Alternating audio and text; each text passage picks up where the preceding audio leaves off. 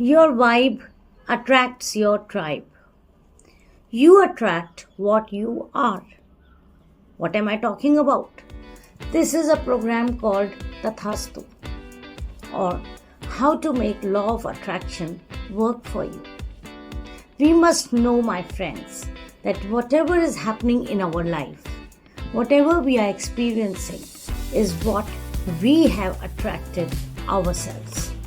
It could be a situation which may be favorable or unfavorable. It might be joy or misery. Whatever it is serving a purpose and we are attracting it in our lives. So Tathaastu is a program that helps you understand how to make law of attraction work for you.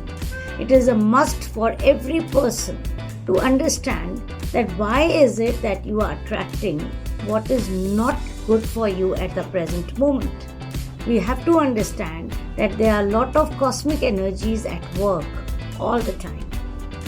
They are collaborating with us, and if we do not send the right kind of signals to match their frequency, we might get what we do not want. So let's understand the language of the universe, how to match the frequency and the vibration of this beautiful universe through the program Tathaastu.